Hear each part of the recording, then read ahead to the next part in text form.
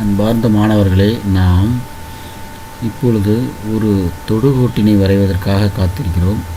முதலாவதாக 3 சென்டிமீட்டர் ஆரமுள்ள ஒரு வட்டம் வரைந்தோம்.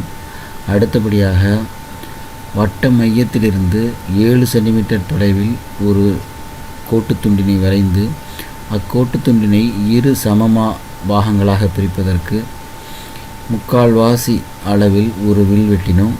அடுத்தபடியாக அதே கோட்டுத்துண்டினை 2ஆக பிரிப்பதற்காக 3/4 கவராயத்தில் அளவெடுத்து ஒரு வில் வெட்டி அந்த 2 வில்களும் தொடக்கூடிய இடத்தில் ஒரு மையக்குத்து கோட்டினை வரைந்து விட்டோம்.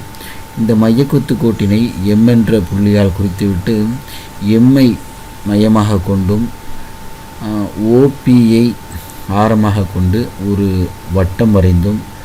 அந்த வட்டத்தின் இரு வட்டங்களும் வெட்டக்கூடிய இடத்திற்கு டி ஸ்மால் டி என்று பெயரிட்டோம். ஓ பியையும் டியையும் இணைத்து ஒரு தொடுகோட்டினை வரைந்தோம். அதேபோன்று பியையும் அந்த ஸ்மால் டியையும் இணைத்து ஒரு தொடுகோட்டினை வரைந்தோம். ஆக நமக்கு இப்பொழுது டிபி என்ற தொடுகோடும் பிடி என்ற தொடுகோடும் கிடைத்துவிட்டது.